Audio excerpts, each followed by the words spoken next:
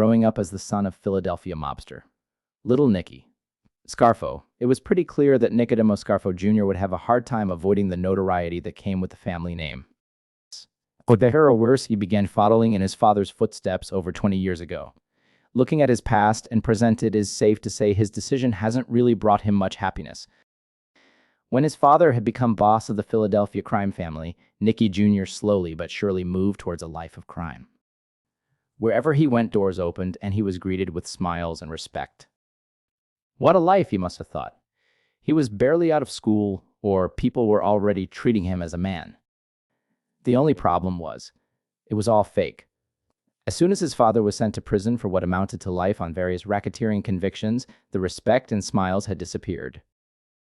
Though Scarfo Sr. still held sway over the crime family by using his son as a messenger between himself and men who remained loyal to him, it was too little to hold on to power.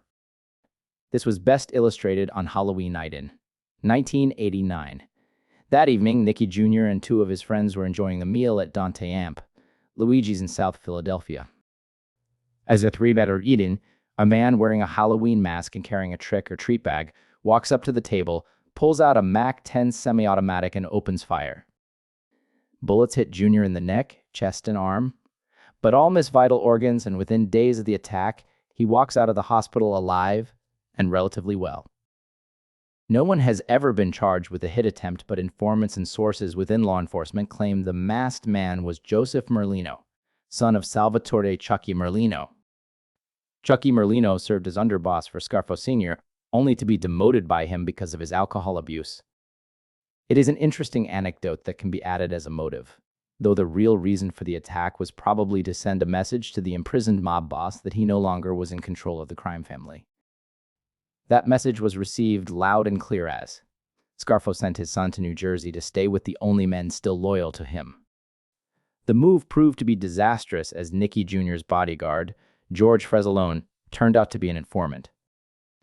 Frezzalone recorded numerous incriminating talks between himself and the boss's son, resulting in a racketeering conviction that sent Nicky to state prison for a total of 4 years and 7 months. With both father and son in prison and their crime family beyond their control, the elderly Scarfo sought the help of a fellow inmate who happened to be the boss of a major New York mob family. The Camuso and Nicky Scarfo had become close while doing time together, and Scarfo asked Musso if he could put his son on record with the Lucchese family. Being on record as a Lucchese associate offered Nicky Jr. some protection from Merlino and his Philadelphia crew.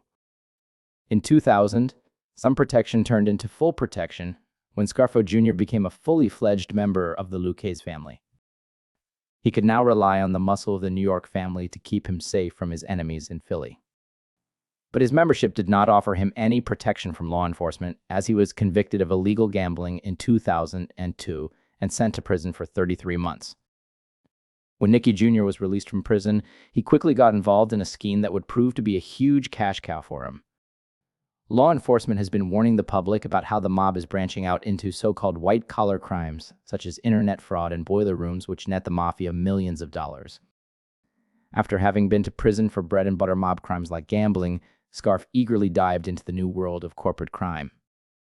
Seeing how all those bosses on Wall Street managed to swindle the world out of billions without going to prison, he must have thought it was the newest easy way to riches. Together with Salvatore Palullo and 12 others, Scarfo allegedly devised a plan to take over First Plus Financial Group, a publicly traded company located in Texas, and to replace its existing board of directors and management with individuals who would serve at the direction of Scarfo and Palullo. By using threats of violence and lawsuits, the men succeeded in taking control of the company in June of 2007. According to the indictment, accordingly, on or about June 7, 2007, to control the enterprise's affairs, members and associates of Scarfo and Palullo caused First Plus Financial Group's existing board of directors to appoint additional new members, who had been selected by the Scarfo-Palullo enterprise. Following the appointment of these new board members, the enterprise caused the original board members to resign. The newly constituted board of directors then appointed certain executive officers who served at the direction of the enterprise. The takeover continued as planned. These figurehead board members and executive officers conducted Transaction S designed to benefit the enterprise while concealing the roles of defendants Palullo and Scarfo in controlling FPFG.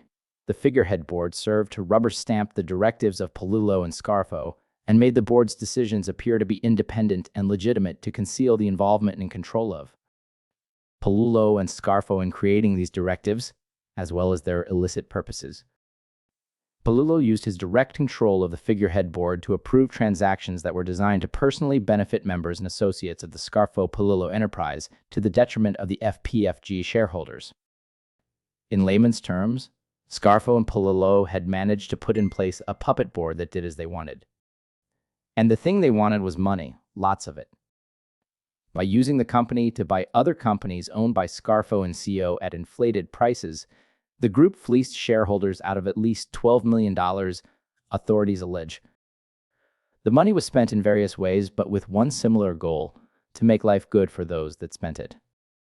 Proceeds of the scheme were used to finance a lavish lifestyle that included luxury automobiles, a yacht, a luxury home for Scarfo, trips abroad, mortgage and rental payments, and jewelry, as well as recurring monthly expenses. But when your name is Nicky Scarfo, your father is doing life in prison after having littered the streets of Philadelphia with dead bodies, and you yourself have compiled quite an impressive criminal record. Interesting to law enforcement one to figure out you haven't turned into a successful, legitimate boardroom executive in just a few years after getting out of prison.